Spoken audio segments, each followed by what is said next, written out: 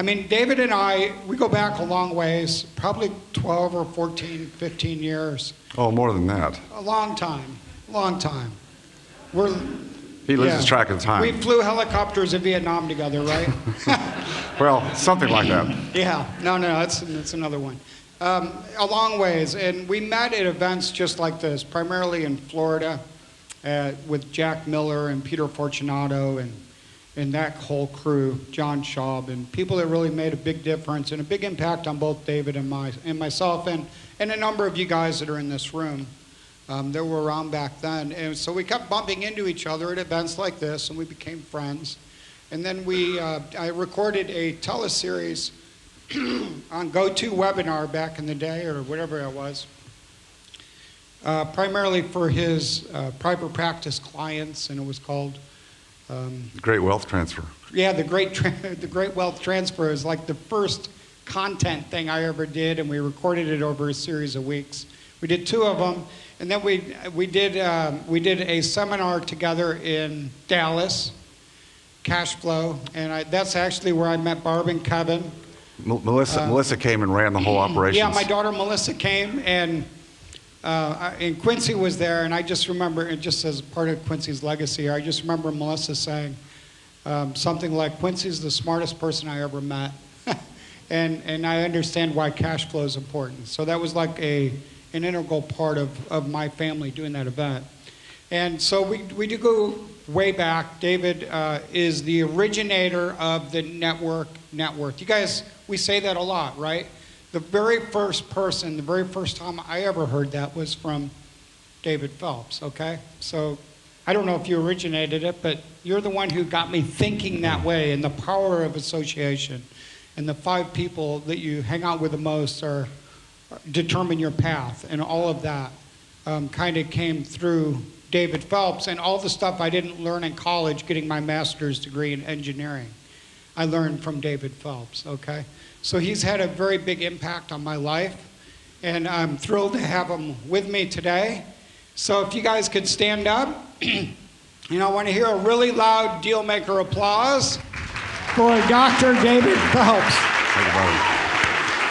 You want to put the PowerPoint on?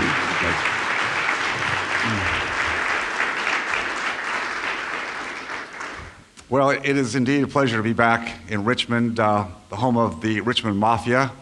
I know when you walk back here, you got to be a little bit careful where you walk, who you talk to. So we talk about associations, but you got to be a little bit careful in this room. But I say that with true love because there are some amazing people here. As Jim said, we go back a long time, and Jim kind of sucked me here to Richmond over the years, and we've been back and forth since then. But COVID kind of disrupted some things, didn't it? In fact, it was 2 years ago in February, so about a month before this event right now, you pulled it off in 2020, and then 3 weeks later, COVID hit and just shut everything down. So timing was excellent on that. Glad everybody's back. I know you did this back in September as we're coming out of it. How's that coming?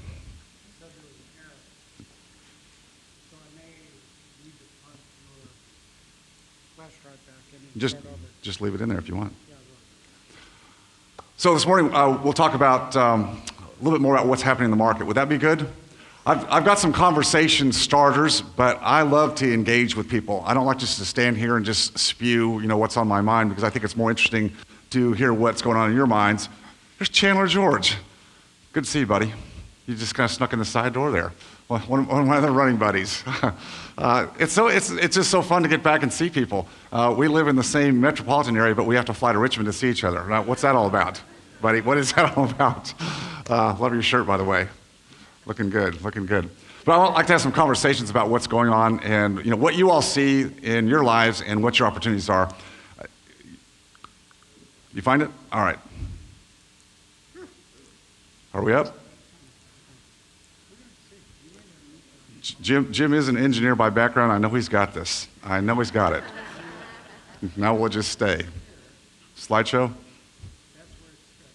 Okay.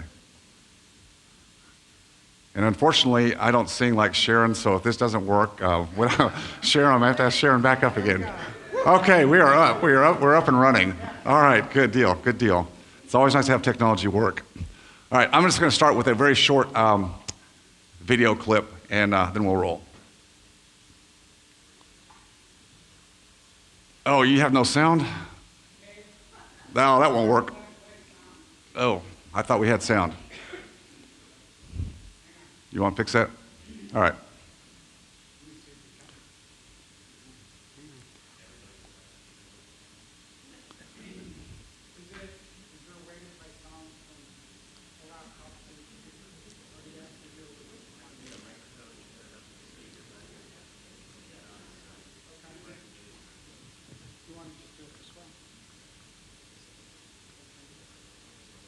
Let me try it. Great ideas start with a single spark.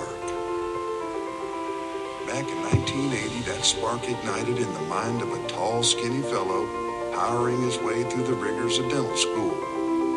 He convinced his dad to help him buy a modest little two-story brick house at an estate sale. 3 years later, they sold that little brick house and split $50,000 in profit. From there, it was off to the races. Deals were crafted between implants and bridges and root canals.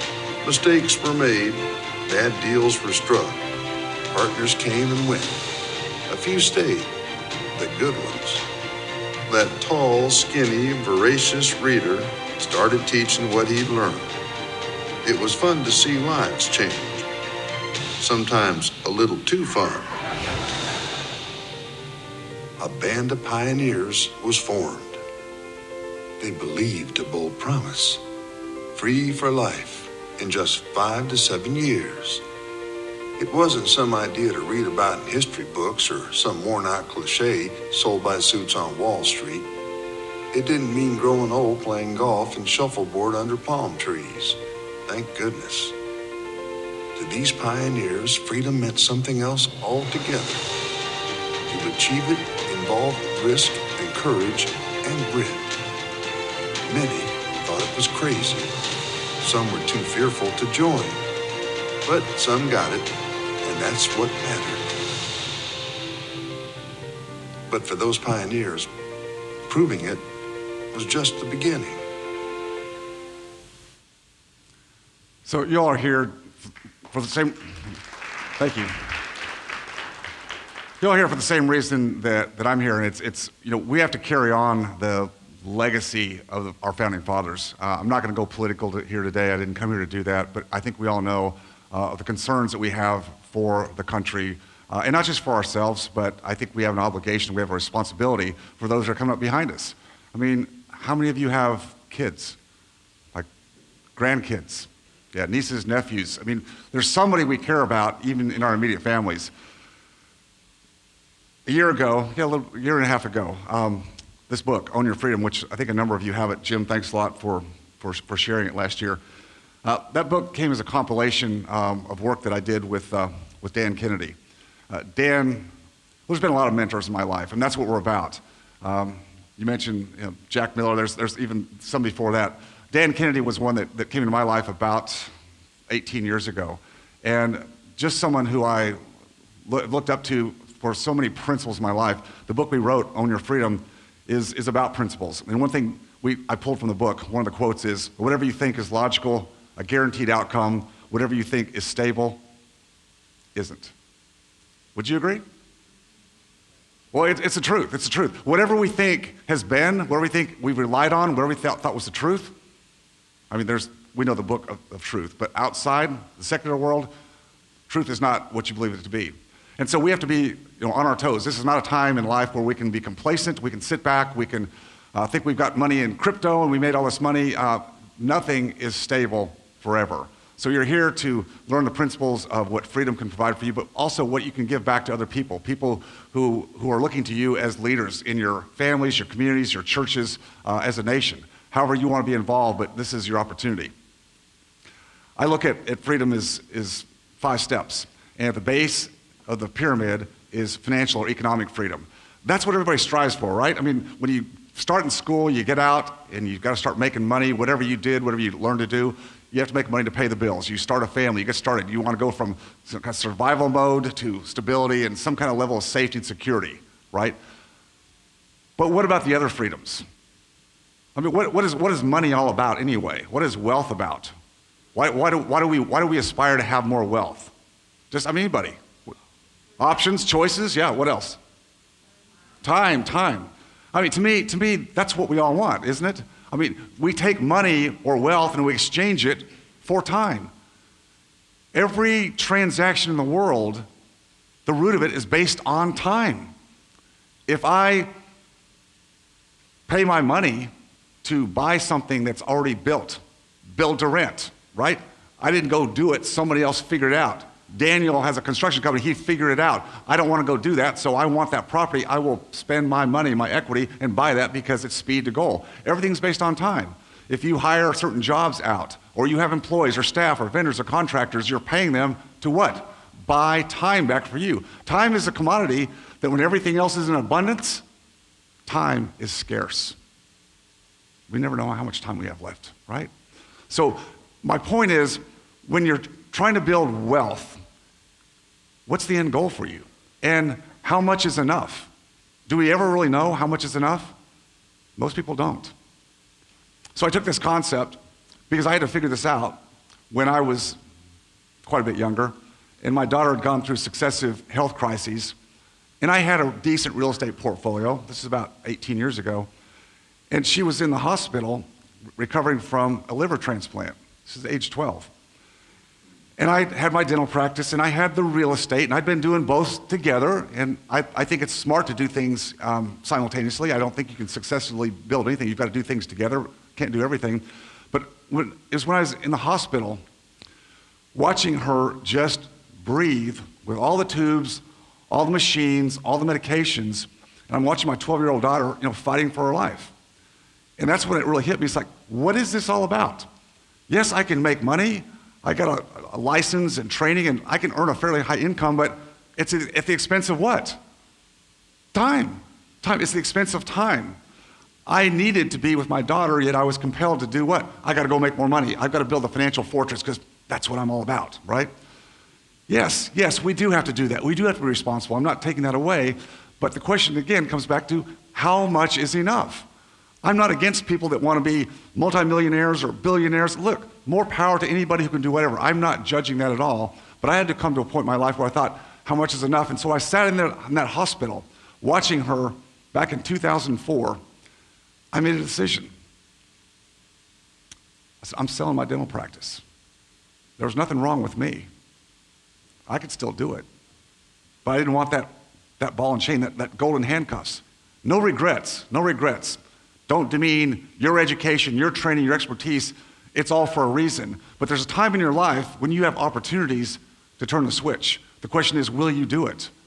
Will you do it? Will you have the ability, the resolve to make changes in your life and not step back out of fear?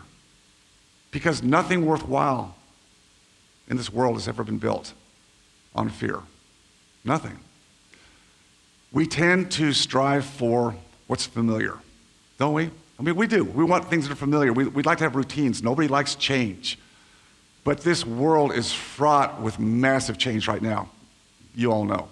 You all totally get that. That's why you're here. But if we step back and try to circle the wagons and say, well, I'm just gonna play it safe, play small ball, can't do that. Again, it's not about chasing the dollar. It's chasing what your dreams are and how you can do that with other people. Because as Jim said, the associations that many of us have going back many, many years, that's what keeps us alive. That's what keeps us on our forefront. The collaborations, the opportunities to exchange experience and information and resources and do deals. Whether they're joint ventures or partnerships, that's how the world is built. And there's nothing like a room like this that knows that better. But we've got to also help convey that to the next generations. That's a big thing on my heart. I'm not going to spend a lot of time on that today unless we go there.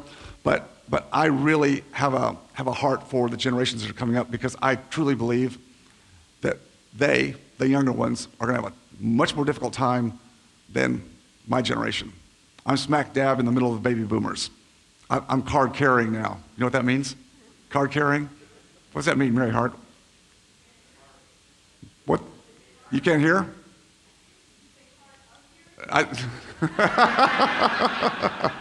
Who's hard of hearing? Huh? What? I said card carrying, but I could have said hard of hearing. That goes along with aging too, I guess. I think I still hear okay. You've got an audiology test for me, Chandler? You got one? No, card carrying means I've got the Medicare card. That's card carrying. So I'm of age. So back to freedoms. Financial freedom, economic freedom. What's that mean? Basically, to me, it means you have enough annuity or passive income, wherever that comes from, to take care of your essential needs. Essential needs. Essential needs. And when you have that, you've replaced your need for active income. It doesn't mean you go to a beach. You don't go lay in a hammock. It gives you the freedom and the options to actually expand your world and whatever you want to do. And that typically means you're going to make more money. Just saying. I have seen this over and over again. I saw this in my own life. When I stepped away from dentistry, which is how I made the income, and I relied on the passive income I built over doing a Michael Jake model, which was just leveraging subject to like crazy back in the day, because, well, I'm probably getting ahead of my presentation. Is that okay if I just jump ahead? So that house that you saw on the video, my dad was my first joint venture partner.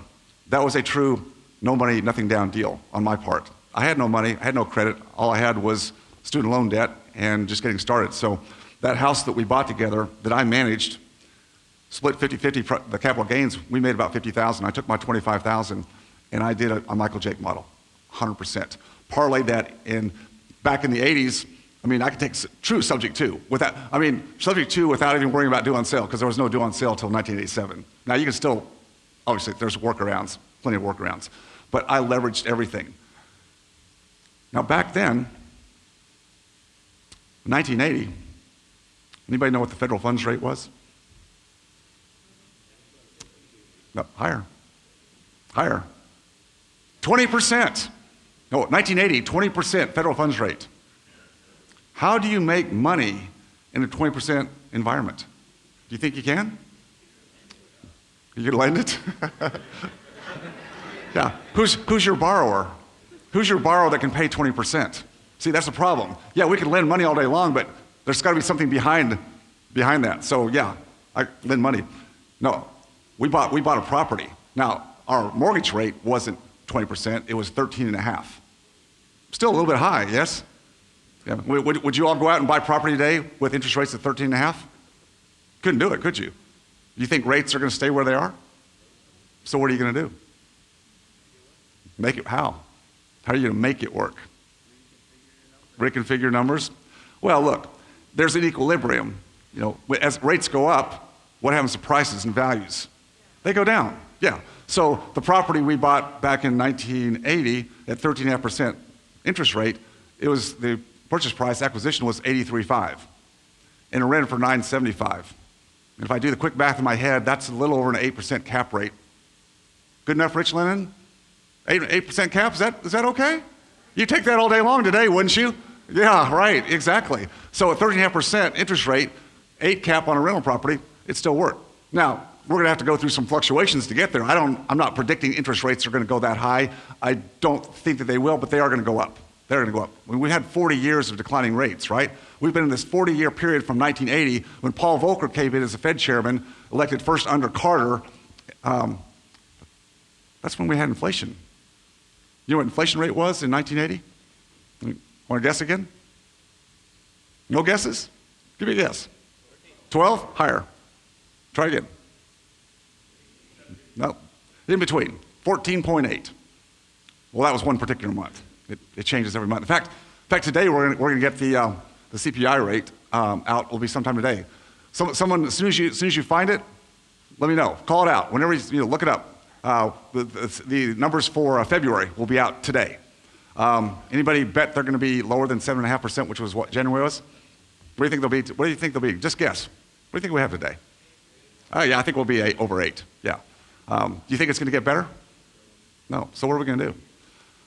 So 1980, 13.5% mortgage interest rate, 14.8% inflation rate, and the property cash flowed barely, it squeaked, but $50,000 of profit on the back end. So the dynamics of you can make money in any market, that's my point. but you have to understand the fundamentals. You still have to do everything under fundamentals. You can't speculate. You can't go to the sand states. You can't go to California right now and say, well, I'm going to buy this property and it's guaranteed to go up. I mean, we've seen how many times that's failed, right? I mean, you've got to understand the fundamentals of your market, where you are. Real estate's local. We all understand that, right? So if I speak nationally, you can talk about your pockets, because that's where you have the advantage. If you have an advantage in a certain market, you've got a network, a niche where you can do collaborations. That's how you make your money. That's how the Richmond Mafia does it. That's how you all do it, right, Rich? I mean, you all collaborate. This isn't competitive because there's more deals and more opportunities to do what? What do you all essentially do? What do you do? No, I know you're not house flippers, you're construction. No, what do you really do? Help solve problems. Thank you, Mary Hart. Oh, Lori. Thank you, Lori. I give you both credit. I know. You didn't want to steal the thunder. I know, I get it. Yeah, essentially what we all do, whatever we do, and most everybody here is doing something in real estate, we're solving problems. So don't get entranced with a specific model. A model that you've used so far in the last number of years has worked, got it. But that model's gonna change. So you've got to be on your feet, ready to pivot and move. Being adaptable is the most important thing you can have today. Skill sets, another thing we talked about in the book, transferable skill sets. Specialized training, like Jim got as an engineer. Others of you have degrees in law, Mary Hart, or accounting, or me as a dentist. You know, there's nothing wrong with specialized training, but that specialized training can also be a curse. It can also be a curse. Because if that's the only skill set somebody has, and while it works for a period of time, markets change, regulations change. The world of dentistry today, healthcare, has been turned upside down. People think that doctors make a ton of money. They work really hard and they have a lot of risk, a ton of risk. So don't compare yourself to other people. I truly believe, and I will say this 100%, that the world that we live in here is much more fun and way more innovative than the world I was in back 20 years ago. In fact, I should probably get back on point. Let's just talk about relationships for a second. When you have to do things to make money, and I get it, we all have to do that at some points in our life, and things change, you have to go back and hit the sawmill again when things turn down. I get that. But when you don't have to do things for money, when you don't have to do it, then everything opens up. So time opens up. Relationships. Now, what do I mean by that? Well, the people that today maybe you put up with in your company, your staff, maybe vendors, sometimes we just put up with people because we're in a tight spot. I don't want to fire, why am I thinking of the word Mary? I don't know, Mary just keeps coming out. I don't want to fire Mary because Mary knows everything, but she's just not, when you don't have to do things, then you have the freedom to free up relationships. And I include spiritual and faith in relationships. Your ability to live a fuller life. Health. How many of us, and I'll just raise my hand, at points in our life, we were so stressed out, so much going on that we just put health on the sidelines. You don't have to raise your hand. You can if you want to.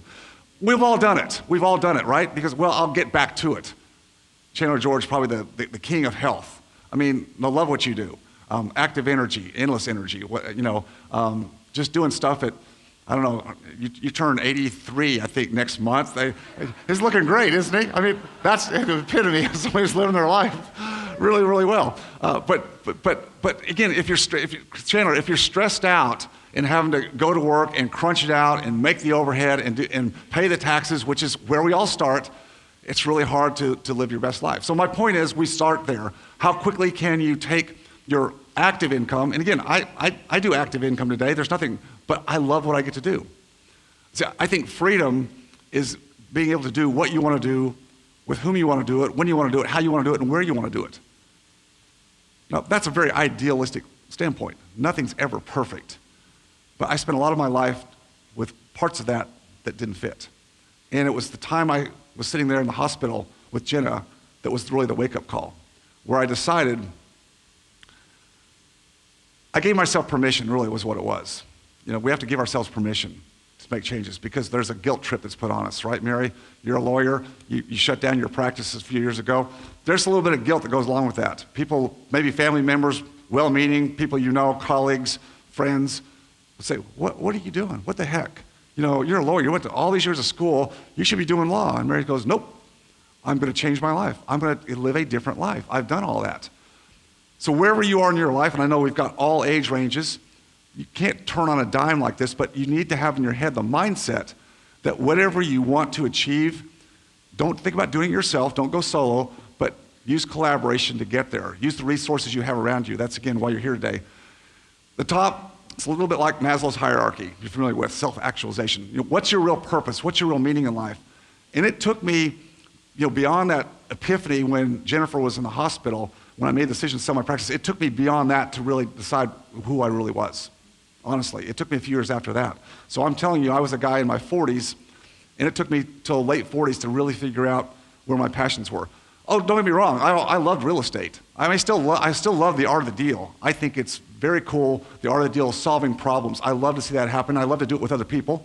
Used to do it all by myself, like we all started out, but don't do it that way. But really, what's my purpose? And honestly, the people I get to do things with today, my Freedom Founders group, the team I'm just blessed to have, it's why I get up every day now. It's not the chase for more money. It's a chase like, how can I make a difference? How can I make an impact on other people?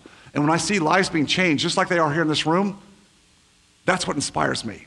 And every one of you can do it. You are doing it if you don't even realize it. When I was a young boy growing up, I grew up in a solid middle-class family. Very blessed to have great parents. They're both gone now, but I realize in retrospect, how good they were. When we're growing up, we just know what we know, and it's never good enough, and there's always complaints, right? And even though I didn't have any kind of physical needs because my parents took care of myself and my two sisters, I still wanted freedom. Now, I'm not saying I want to get out of the house. I'm talking about like age 13, right? I didn't want to like leave the house. But I wanted like my own stuff. I wanted a few things that my parents were going to give me, and thank goodness they didn't give us stuff. I mean, we had the basics. I mean, you want a bike? Well, you got a garage sale bike, right? I mean, nothing extra. I started playing tennis when I was young, and as soon as you start doing something, any kind of sport or something, any kind of hobby, you want what? The better equipment, right? I mean, it just goes along with it. So instead of the Kmart special, what happened to Kmart, by the way? I think they're Sears, Blockbuster. What happened? So instead of the Kmart special, which you start with, right? And back then we had wood rackets. So Davis, Wilson, Max Ply, Dunlop. I wanted the better racket. Well, I had to earn it. How did I earn it? Well, lawn jobs, throwing newspapers. Best thing I did was selling greeting cards on consignment door to door. I mean, 13 years old, I'm going out and I'm trying to pawn off these greeting cards. It's a good opportunity to find out what rejection's all about, right? I mean, we have a little rejection in this world, don't we? I mean, all know if you don't make offers, nothing ever happens, and so you get used to that. So making money so I could have those things. Schwinn, anybody have a Schwinn bike growing up? Anybody? Yeah, Schwinn. I mean, Schwinn, that's the American bike, right? And did anybody ever have, now you gotta be my age to understand this, the rest of you will just blank out. You can Google this, but Schwinn, apple crate, orange crate, lemon crate, anybody? Oh, thank you, like one person. Which one?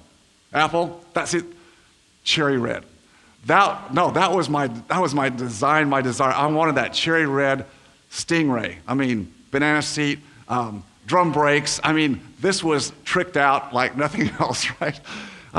Back then, this was like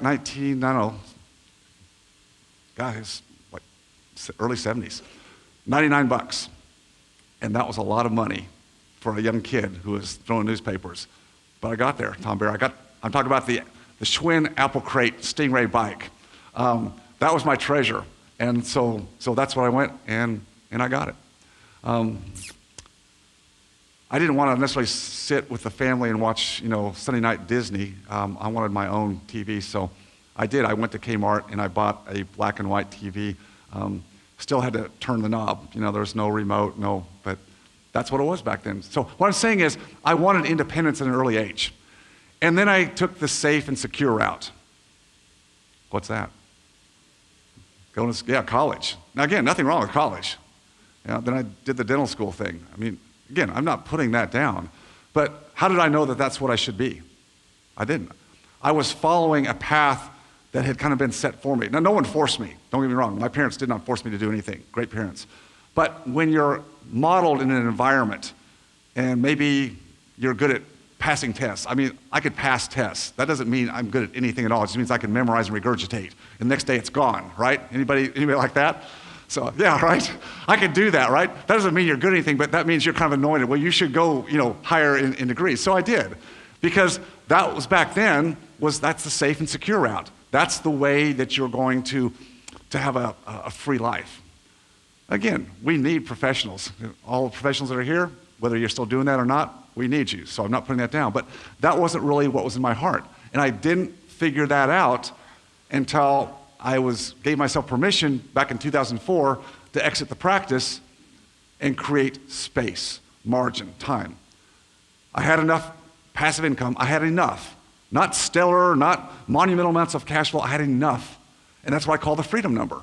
And what I teach my doctors today, who all make a good living on a treadmill where the incline's getting steeper, the margins are going down, it's getting tougher for all of them, so respect your doctors. It's a tough life today. It really is.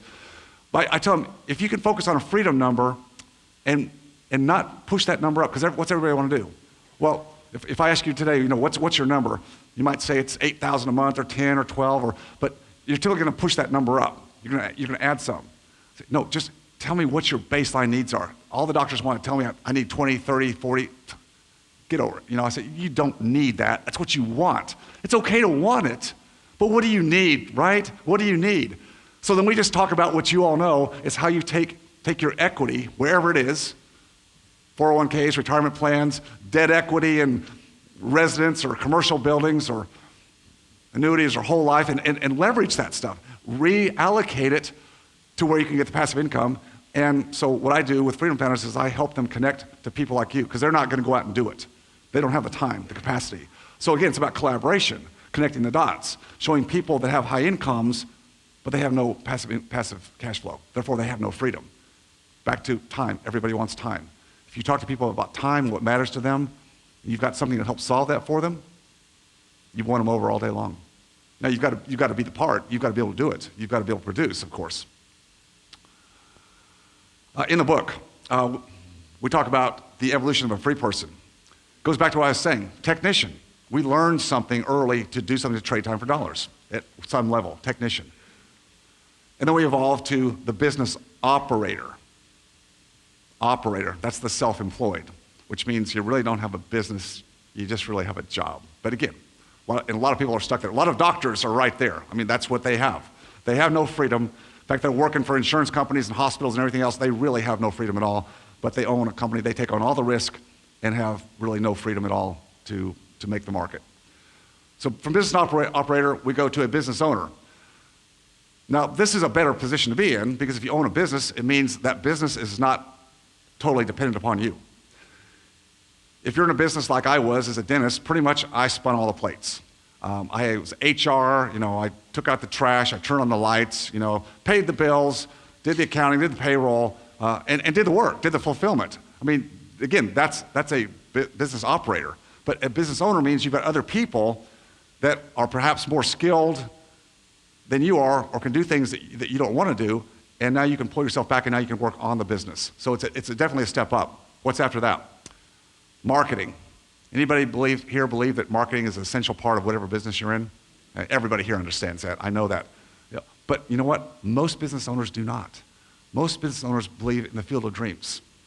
Build it and they will come. Oh yes, I'm really good at what I do. I produce a great service or product. I can solve problems, but if nobody knows about you, it's worthless. So marketing is a huge leverage point that most business owners do not understand. And if they spend a little time understanding marketing, Chandler's amazing at that. Chandler just did that for all kinds of med spa clinics and chiropractors and does that today. I mean, just the marketing piece, Chandler, you put your stake in the ground to say that's far beyond the technical skills. You can hire people to do the technical work if you don't want to do it. You can hire people to do that. So marketing's key. Then's the entrepreneur.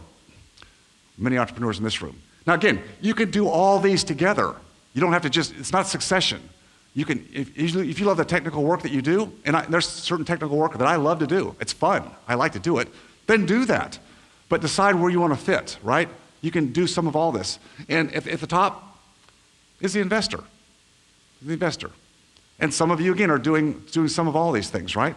Investing is where you're taking your capital, your wealth, and you're deploying it with or through other people. And again, it takes skill sets to do that, does it not, Tom Berry? It takes skill sets to understand how to do that. But all these different levels. So I like to be a little bit of everything. I like some technical work. I love marketing. I love business operations. I do some active income in my business, which is Freedom Founders today. But I love it. Every day I get up, it's a good day. Back in the day, when I was a slave to the practice, we had this thing called Sunday evening dreads. Anybody know what I'm talking about? Anybody been corporate? Yeah, you know what I'm talking about, Sunday evening dreads. What's that all about? I mean, that should have been a clue. But again, we don't know what we don't know. We think we have to stay the course. We have to do this thing because that's what we signed up for, or that's what society says we have to do. This is a very contrarian group, so I'm speaking to the choir here, but I want to just continue to embolden every one of you, whatever your age is don't follow the majority. In the book, we talk a chapter about groupthink, majority thinking. It's so wrong.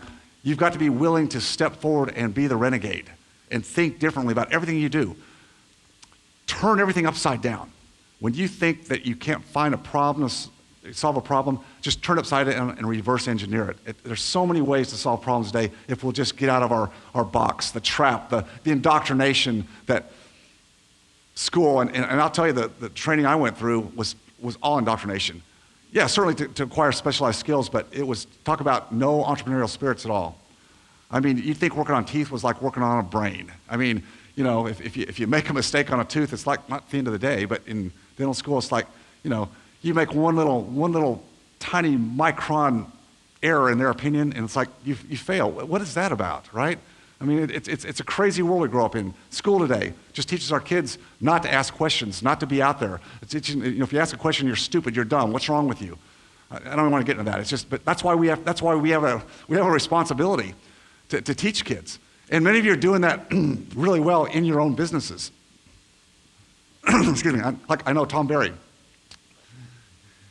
You, Melissa, got your kids involved in the business in different aspects. I mean, what a great way to, quote, indoctrinate them, not to tell them what to do, but to expose them to the world. And then if someone wants to go off and be a doctor, lawyer, engineer, do it. But at least they know what the other side looks like, or they know how to do things successfully. That's what we need to open the door up, because we've got mindless kids today that are going through school and getting degrees in stuff like gender studies. I don't know what that's about. I studied gender and gross anatomy. That wasn't ever a question on the test. Seriously. All right, state of the market. Jim, where are we on time? Who's keeping time? Oh, 40, okay, well, all right, we're doing well. All right, state of the market. So let's just talk about some of the stuff that we know is going on. We have unprecedented stimulus. We know what's happened. Now, big time the last 2 years, but it actually started out of the Great Recession of 2008, the stimulus. This unprecedented money, we can print money, we can expand credit in multiples. There's no end in sight, and nobody even talks about it. 40-year high inflation rate, rising taxation, stock market volatility, geopolitical headwinds, which is kind of the wild card today, isn't it? Ukraine, Russia. Nobody has a crystal ball, that's my point. And demographic fallout. We're aging out. I mean, the U.S. is still kind of on par for replacing with births. We're better than most countries, but Russia, China, Japan, demographics. Again, nobody talks about this stuff. All these variables have to be put in place.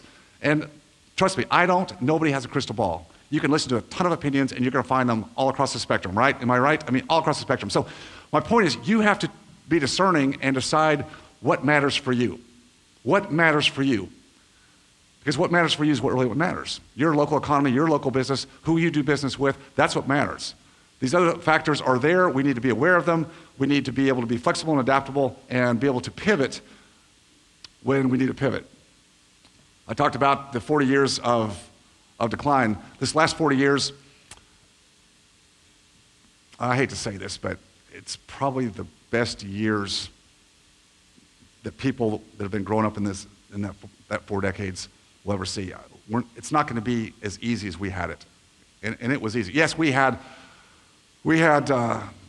TRA of '86 that took the market down. We've had .com. We had the 2008 recession. We had the '87 crash. I mean, yes, there's things that happen along the line, but the overall market.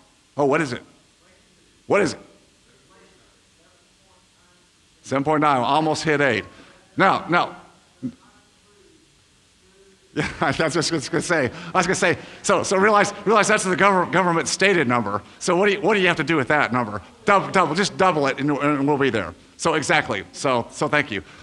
They did a really good job manipulating that to keep it under 8. I think that was definitely a PR campaign right there. But thank you for that. All right. Well, my point is, the headwinds that we're against now are tremendous. Now again, that's not to be negative here in this room, because what do headwinds and disruption mean for people that are good problem solvers? More problems to solve. So that's the way you need to look at things. It's not a woe is me, oh my gosh, it'll never be the same. No, nothing's ever the same. Nothing's ever the same. We have to get used to and actually embrace change, the changes. We have to embrace it. And if you just got to get that mindset where when things are changing, you have to look for the opportunities. How do you pivot your model? What new problems can you solve? And again, with collaborations. So we were 7.5 last month, now we're 7.9. I can change that slide now. Jerome, a little bit late to the party, wouldn't you say? A little late to the party. That pizza, 99-cent slice, is now $1.25. I'll bet it's $1.40 now. You know, just traveling a little bit this week, you've all seen the same thing. I mean, just, in a hotel grab and go in the morning, like an orange juice, and just like a biscuit or something, like $18. I'm serious. No, that's where we are today. It's crazy. It's crazy. Who knows who this is? Gerald Ford, running for re-election in 1976. Now, as I told you, back in the 70s, we had inflation. We had stagflation, which I think is what we're going to have now. So we're reverting to 50 years ago. So fortunately, I lived through it, and a few of us lived through it. So we kind of have a head up on the rest of you guys, but we'll show you the path. There's a way out. But Gerald Ford was running for re-election, and we had high inflation. So again, that was in the public sector, and he was running on how to beat inflation. See that little red pin? Let me show you a little close-up. Win. Whip inflation now. That's what he ran on. How well did that work out? He lost to Carter. My point is, you can't beat inflation with a pin. And that's what they try to do. All right? I mean that's going to carry the day. No model, no plan, but And then of course they brought in Volcker. They brought in Volcker. Volcker's 6'7". He just passed away just a couple years ago. But Paul Volcker was the guy that came in.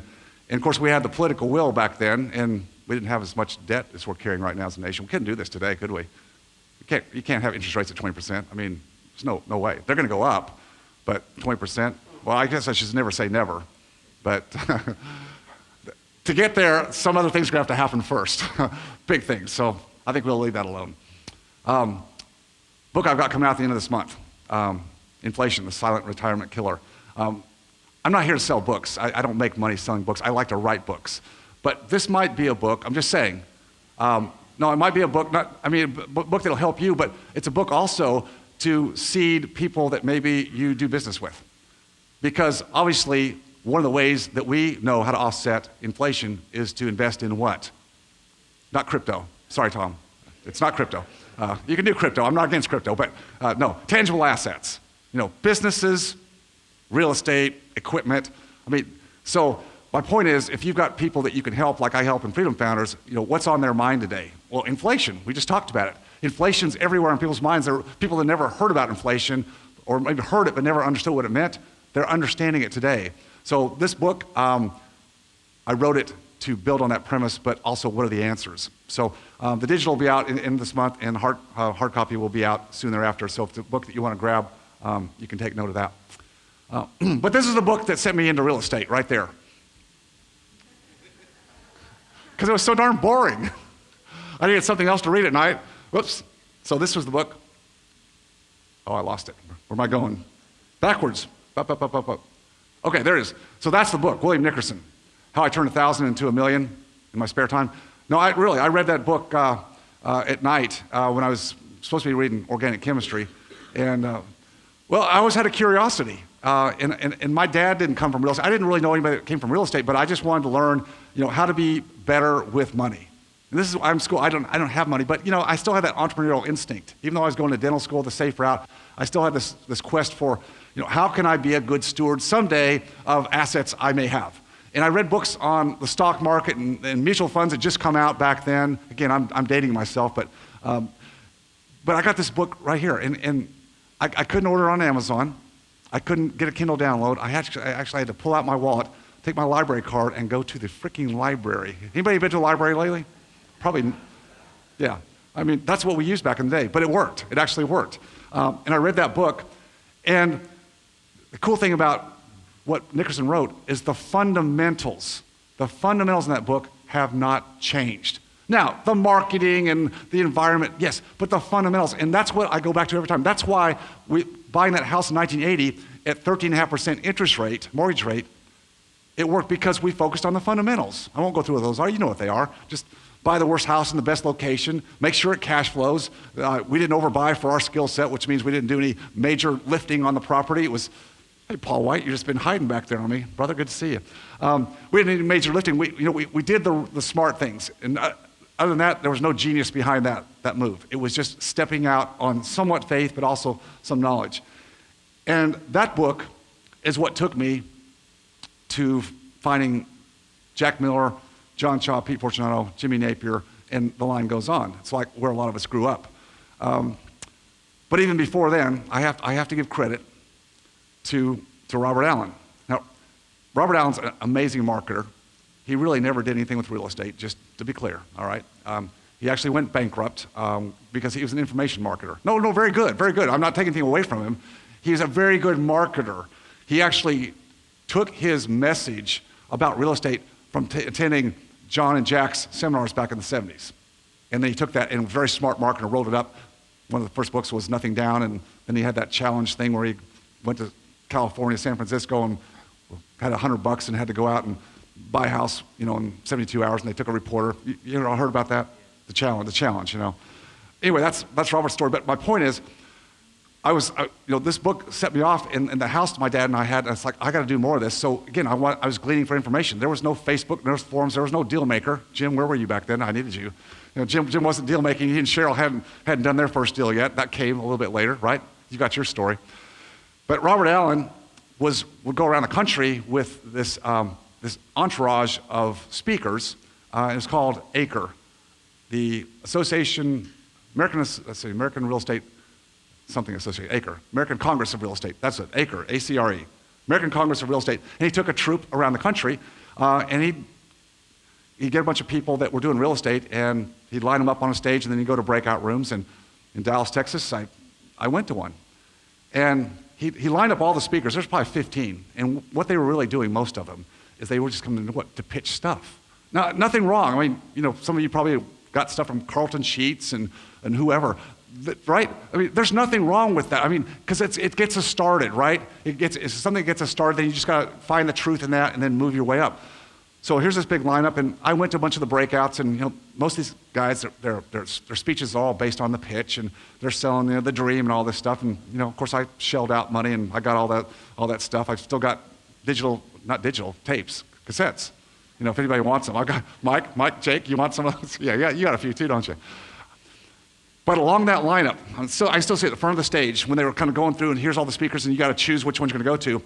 There was one guy that stood out. I mean, physically stood out from the rest. And that was John Schaub. John, what's he, 6'5", Mike? So John definitely stands out, right? But the other thing about John is I could tell he was principled. I could tell John wasn't hustling to make the buck. John actually liked to teach, and he's been proven that over 40 plus years. He and Jack and the others, they did what they talked about all day long, and they love to teach. And those are the people you have to find in life. That's why you find the people that are here speaking this weekend, the doers, the people that do it, but they still like to teach and not here just to sell you stuff or make money. That's what I love about this group, Jim. You just bring people here to collaborate and just bring the best. And that's what you got to find in life. As Warren Buffett says, if you don't find a way to make money while you sleep, you'll work until you die. So asset-based income versus labor-based income. That's what I teach the doctors. I say, you're good at making money, trading time for dollars. You got to learn how to get your money working for you as hard as you work for it. That's just the name of the game. And you all make that happen. You all are doing that with your money, or you're making that happen for other people, or you're doing both, depending on where you are in your life, whatever you're doing. I'm not sure where this goes, but I think we talked about that. I do want to mention load-bearing fictions. What are load-bearing fictions? Those are things that we believe are true. Like, it takes money to make money, or the earth is flat, or partnerships never work. Most of the time, Jeff Watson, they're not a good thing, but my point is, you can never say never, right? I mean, the answer is always, it depends. It depends. Let me give you a few more. So as I said, you can't make money at 13.5% interest and 14.8% inflation. I just proved that wrong, right? So that could be something to say. You can't make money when we're having inflation at blah, blah, blah, or interest rates are going up. Yes, you can. You just have to figure it out. A college education and debt is the only way to get ahead in life. Anybody for that one? What are you teaching your kids today? I'm just curious. I mean, if a kid wants to go to school, more power, but let them work their way through it. Better have them put some skin in the game. There's no freebies out there in life anymore. Tax-deferred 401k plans are the best retirement model, the best. Well, again, it depends. Now, when I put that up there, I'm thinking that most people, they abdicate it to the market, right? Now, we can have self-directed plans, and didn't Derek talk last night? So obviously with Quest, we know how to self-direct those. So that changes the game, but most people think about the financial 401k, abdicating it to Vanguard, Fidelity, or some money manager. Not the best game in town. All debt is bad. Is that true? Is Dave Ramsey a bad guy? No. Again, it depends. But see, these are things that people hear in life, and they start to believe them. It just comes down to it depends. So we've got to. These are load-bearing fictions. Load-bearing meaning the load is on any of us, and I've had load-bearing fictions on me. Well, obviously I had them early in my life. Got to be a dentist. I was an entrepreneur. I was always an entrepreneur. Why did I go to dental school? I didn't know the difference. Load-bearing fiction, right? Time's up. All right. That's a pull the plug. The lights go out, the audio goes off, you're done. Daniel, how are you doing? Good to see you, brother. So where was I going with that? Oh, yeah, all debt's bad. No, we know there's good debt and bad debt and how you use it. I think today more than ever, I just talked about you, Derek Long. I just said some really nice things about you. And a few critiques as well. No, none of us would be here today, I don't believe, if we didn't know how to use debt to some extent. Would you agree? And actually today, and this would go against what Jack Miller taught me and Jim and Jake back there. Jack was never a fan of institutional financing, going to the bank, signing recourse. And I took that to heart. The last institutional loan I signed my name for was 30 years ago, 1992, last time I ever took out. And before that, you could count the number of loans I had on one hand. That's all I did. Jack beat it into my head. The lazy way is to go to the bank. Right, Mike? Lazy way. There's creative ways to get where you want to go. Now, I'm going to back that up and say, if you're a younger person or you're estate building or wealth building today, you want to still grow that wealth, grow the equity so you can turn it into cash flow, there is an opportunity that we're living in right now. It's not going to last. It's a window. But think about debt as an asset. Sounds a little crazy because we usually think as debt as a liability, right? And for most people it is. But using debt as an asset. So what do I mean by that? Low fixed rate, long-term mortgages today. Won't see them again. When they're gone, bye-bye. So if you know how to use that debt, you can access that debt. Now you don't have to do it yourself. You could access it through somebody else's credit. Well, that's what I did with my dad. We bought that house. That was his credit, not my credit. So it doesn't have to be your credit. So see, I was totally non-recourse on that deal. Put it on my dad. See, find a partner. Find a partner, right? Find a partner, let them take it on. No, you can do that stuff all day long. But my point is, long-term fixed rate mortgages on cash flow producing assets, any assets, capital assets, businesses, real estate, equipment that you can rent out to other users, that's an asset.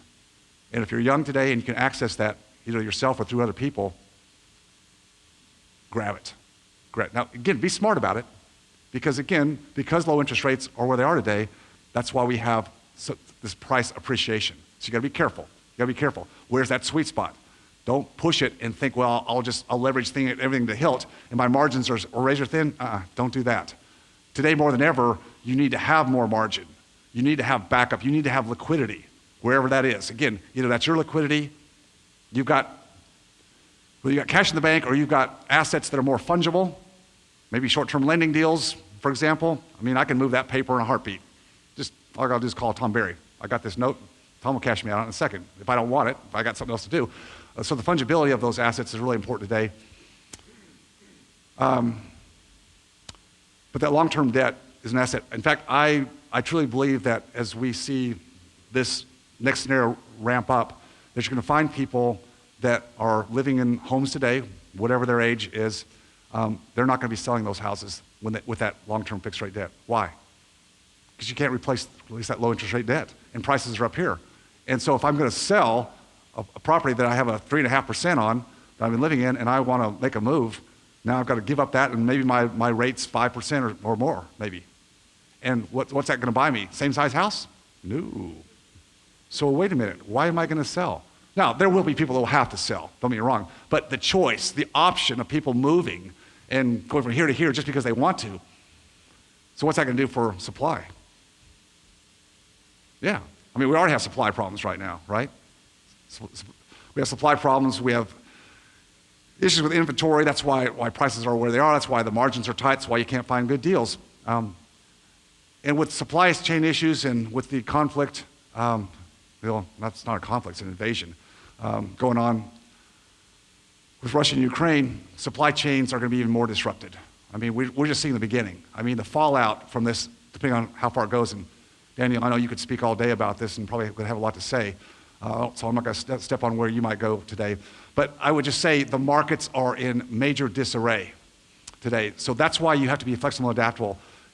When you use debt, make sure it's long-term fixed. Be very, very wary if you're using lines of credit today. Very wary. Be sure you can pay those off like that, because that's what happens when liquidity dries up. Do y'all know what credit default swaps are? Sort of. It's like an insurance policy. Insurance policy that bond owners that buy sovereign debt, like T-bills, you can buy credit default swaps to protect against that bond not paying. What do you think the credit default swap is for Russian rubles or Russian bonds today? What is it? It's way up there. Why? Because the risk. So credit default swaps across the board are going up. What's that say about the risk of sovereign debt?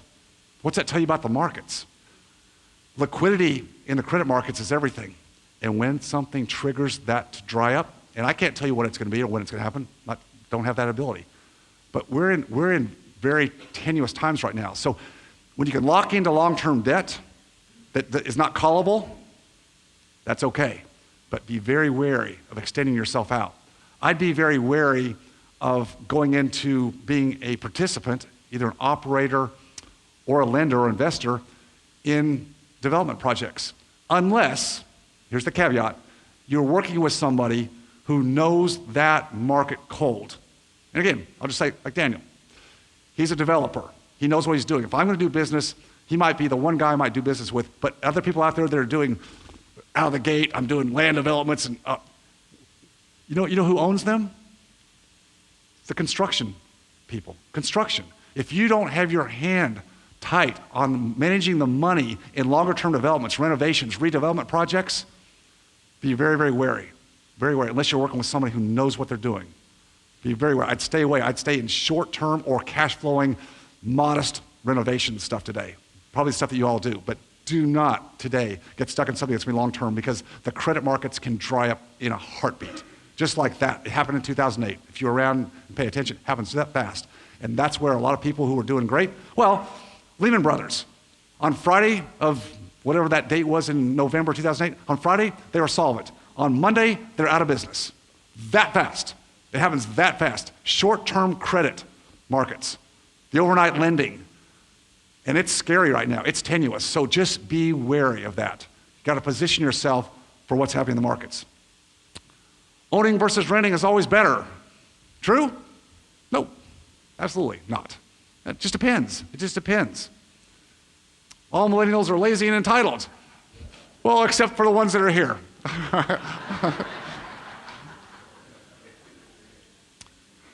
Boomers are outdated and irrelevant. You better not clap to that one, or I'm out of here. So where's the market headed? Gretzky, skate to where the puck is going. I'm telling you that right now the world is sitting in where they think the puck is, or they're skating to where, or trying to go to where the puck is. You got to know where it's going, and that's the whole point here. Nobody has a crystal ball. I'm just trying to show you what some of the headwinds are. I want to get to a slide. Yep, that's the one I want right here. So here's where I'd like to have a little interaction. Jim, what's our time? Okay, this is perfect. So we've got some mics here. You got some people that can run mics for me? Got some people that can run mics, or I can just throw them. Okay, you don't want me to throw these, do you? Okay. Well, I'd like to get some interaction here.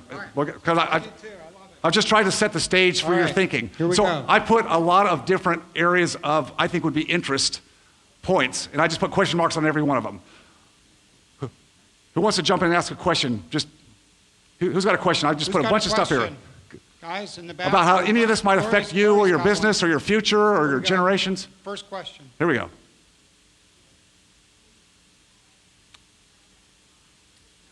Oh, here you go. Take this one. Can you hear me now? That one on. That's the fake mic. It just makes us look good at the front when we're taking pictures. But don't use it for audio. Here you go.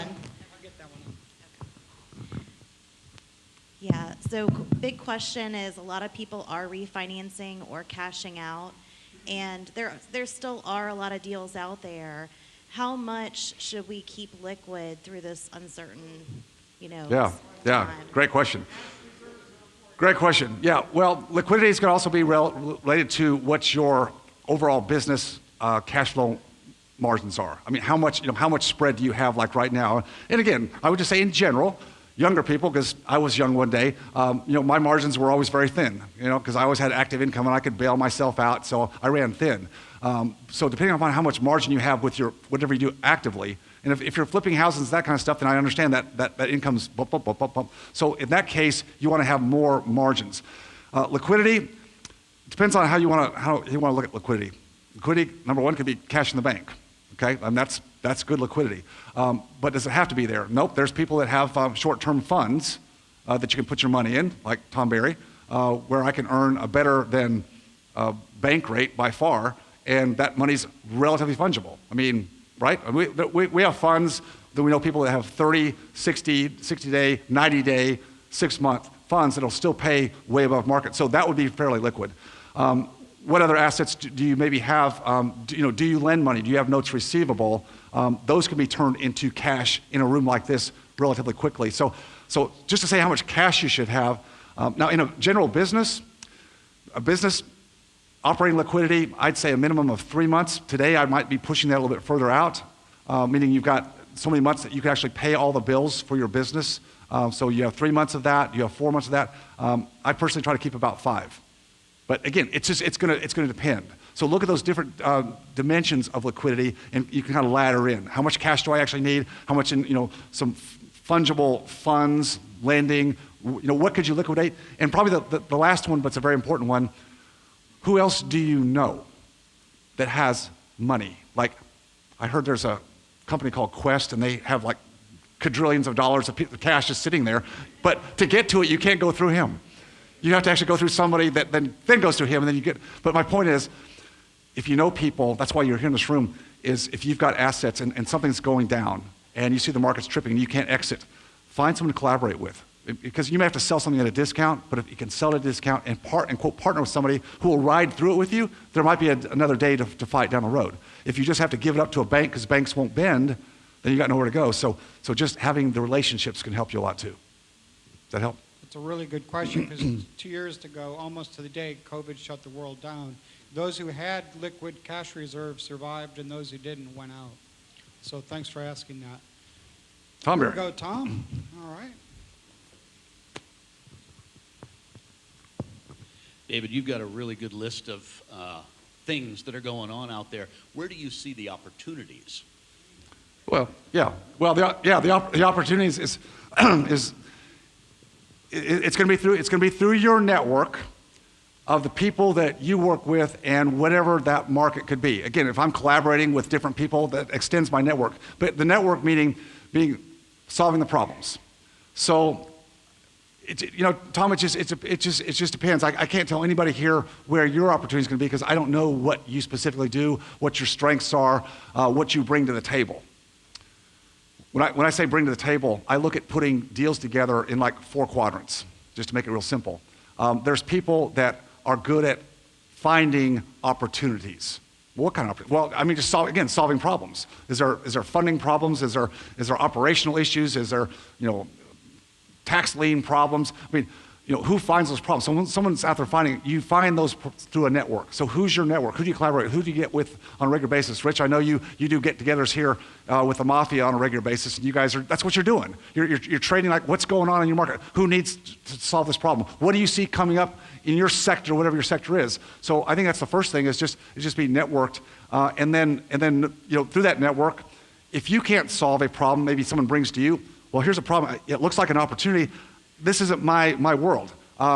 Just kind of jumping back to Daniel. Maybe he does developments. Maybe you come across through your network a parcel of land that somebody needs to unload, and you go, I don't know if it's worth anything to me because I don't know what to do with this. I wouldn't do this, but I know this guy named Daniel Clayman, and if anybody knows if there's worth anything in the Richmond area, well, he's going to know. So it's just being very observant and aware and collaborating. I mean, getting away from your office and away from your phone, away from your desktop or laptop, and actually just talking to people, like right here at this table. It's like tomorrow, you guys are going to be doing masterminding, right?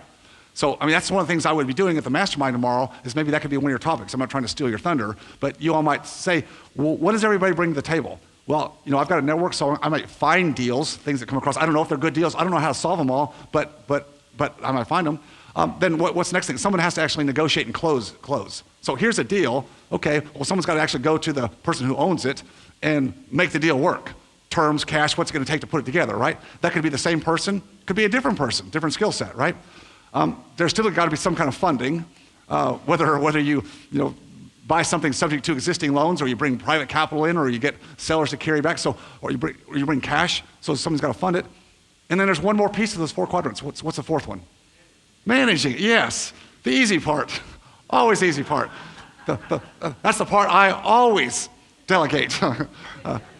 Well, today I do, but no, seriously, people that can manage properties or operations are in high need today, high need. And again, those people kind of see the world, and they're actually seeing, if you manage a lot of houses or properties, I mean, who's the first person who's going to actually hear when someone's in trouble? The manager. Well, hello. Now, you don't have to have the money and capacity to take the deal down, but see, there's a network here. This is how it works. On the ground, this is the stuff that governments can't solve. That's the good news. The government can't solve. They'll try. They'll try to throw money at everything, and they'll screw it up. But you're on the ground. This is where you make it happen. Rich? Yeah, go ahead. All right, I'll ask a question. First, Dave, thank you for coming. I love listening to you speech. I mean, it's been a dozen times for you. I got a question for you, though, and it's about specifically the real estate. Is there a bubble, right? And specifically, so specifically, though, right, supply and demand, we can see the threats to demand with all the interest rates going up. But across the country, there's only like 800, 900,000 properties on MLS at all. So, like, what do you see that in the future that's going to bring back supply, or is that just a new norm? Well, supply will come back, but it's very disjointed right now. I mean, there is a lot actually in the supply chain, in the pipeline, but it's way, way backed up. And again, I can't make predictions. Again, the issue in Russia, Ukraine is just gonna, it's who knows. Putting that aside, I would have thought that the supply for single family could have been catching up by the end of next year, 2024. catching up. There's a lot there, but again, it's just all disjointed. So again, throw it out the window. Are we in a bubble? I think when people ask that question, you always have to ask back, compared to what? Compared to what? See, I still think housing, acquired, built, purchased under the fundamentals, just going back to that house that my dad and I started with back in 1980, if you buy it under the fundamentals of demand, what you can get for rent, what your financing costs are, and if it cash flows, you're good. No, I don't think we're going to see any kind of drop. I think we're not going to see the incredible rise in appreciation or inflation factors that we've seen over the last several years. I mean, the stimulus has gone through. I don't think they're going to come out of the bag and throw a bunch more money. I don't think we have more money to throw. I mean, I could be wrong. But I think affordability is the issue we face now. Now, affordability is not going to tank the market. No, it just means the rise we've had, I think it's going to start to taper. Now, again, I can't tell you when, but I don't think we're going to see the year-over-year increase that we had last year, which was Case-Shiller 20%. Maybe it's down to 12 this year. Rents, we've seen huge appreciation in rents, have we not? It's been awesome, but don't bet on it continuing at that pace. That's all I'm saying. Look at the fundamentals. People get exuberant in the market, and sometimes they'll overpay. So as long as you're not overpaying, you're using the fundamentals, I think we're good. I think real estate is always good. You got to be able to ride through the recessions, ride through the gaps, make sure you've got your house in order first before you go buy other houses, would be a good way to put it. If you do that, you collaborate with network, this is the place where it happens, this is where it's going to work. So, Jim? Is that good sound advice, Rich? Does that help? So based on that, are you going to stop buying today? Are you done? Well. Okay. Yeah, because we're at the top of the market, right? Well, nobody can pick. We can't ever pick. So again, no, we can't. We can't pick tops. We can't pick bottoms. I think, again, you just got to go with fundamentals. Yes, there's times when you increase your liquidity, you change your criteria a little bit, but you never stop because there's always problems to solve. It's just how do you solve them? How do you do that in a way that has economic sense behind it? And that's what makes it work. All right, Tom Olson, here we go. Good questions, good questions. Do you guys like the Q&A? So first of all, again, thank you, Dave. Dave has been one of my mentors and really who helped me think I can be financially free 8, 9 years ago, and I appreciate you, Dave, for all that. I don't think this is up there, but what do you see as the biggest inefficiency in the market today that we can take advantage of? Well, inefficiency would be, at local levels, going back to local levels, there's tons of money out there today, right? And the market's already liquid. Institutional buyers are buying up, it's causing problems.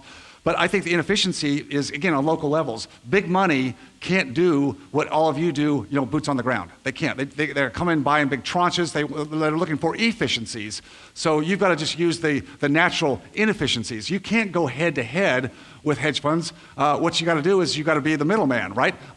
They can't go in and lead generate like you do. They got to buy in big tranches. So if you've got a network where you're able to access and pull those deals, off-market deals, because you're good at finding them, or someone is, or you can negotiate them, and then you want to sell them to the hedge funds to make the quick spread if they're not keepers, do that. So just don't go head-to-head with the markets that are dominating, but you don't have to.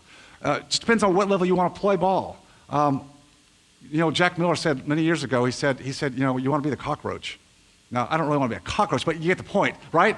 Well, when the lights go on, you can't find them. I mean, that's the guy I want to be. Now, that's just me. I want to play under the radar. I don't want to stick out. But again, some people are good at if you're going to play big, you got to play really big. But I think there's plenty of opportunity for us, and I'm saying I'm us, in playing smaller ball. I mean, yes, I built up wealth, but I made the preponderance of my wealth after the last downturn. Seriously. I mean, multiplied it hugely. But it didn't really matter because I had enough. I'm not trying to be a jillionaire. I don't have to live a big lifestyle. Going back to what I said earlier, I truly care about time and purpose. And if I'm not chasing the almighty dollar, which certainly I did when I was younger because I just didn't know better, I thought that's what it was all about. And when I quit doing that, I just figured, what do I need to live a good lifestyle? My best security, my best insurance policy is being in a network like this. People I know is what's going to save the day, and it's what's going to save the day for you too. So I kind of beat that around a little bit, but the inefficiencies just goes back to your local network and your market and what stuff can you figure out. So it's kind of hard to broad base that. Sorry, that's the best I can do. not on. Hang on, I'll switch with you. Oh, the war on small business? Yeah, so I'll do this quick, but there's an author, her name is Carol Roth, R-O-T-H. She's written a number of books. She actually came from Wall Street, but she's for the small business entrepreneur. So the book that she wrote last year, The War on Small Business, I actually interviewed her on my podcast, Dennis Freedom Podcast, Blueprint Podcast. I think it was just a few weeks ago, came out. Anyway, I really like Carol, and it's a really eye-opening book. If you haven't, but I think we all saw this. The War on Small Business is just that. The government wants control. And to get control, what do? You consolidate. You try to consolidate all the entrepreneurs of the world to the extent you can, and they started with healthcare. Obamacare Act was all about consolidation and control. It has nothing to do with saving us money. By the way, saving you money? Yeah, right, got it. It's all about consolidation. If they can take bigger portions of the economy and put them under their umbrella, well, they did. They blew up the mortgage industry back in 2008. Blew it up, gone. Except the big players. Same in healthcare, all consolidated. So war on small business, you saw it during COVID. Who got all the stimulus money? You? Did you all get it all? How much did you all take in trillions? I know we're getting trillions. No, that's a money transfer. That was a money grab. Every time there's a crisis and they start talking about build back better, I'm not being political. I don't care if it's Trump or Biden or whoever. All these stimulus plans, it's all transfer of money, and they sprinkle fairy dust on a little bit to us, and the big money goes to the elitists. So war on small business is just that. We all to some degree have targets on our back as entrepreneurs.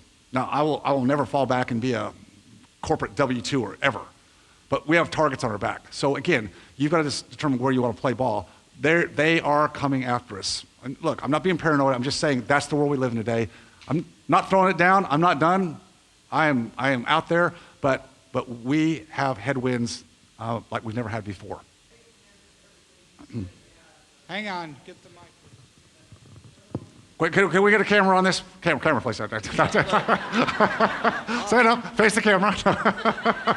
I met Jack Miller and John Schaub in 1978. Oh, wow. I parallel so much. I wasn't smart enough to be a dentist. No, you were too smart to be a dentist. Give yourself credit. Way smarter than I was. But I want to say, folks, you better listen to what he's saying. A big amen. Well, And you took my whole first slide and made an hour out of it. That's good. well, it's not surprising that the people that are here and whoever's speaking, you'll find a lot of connection. And we didn't get together and talk about our presentation. We never do. But you'll see correlation. So there's something to be said about that. All right, I appreciate it. Love being here. Thank you, Richmond Mafia. It's always a pleasure. Woo! You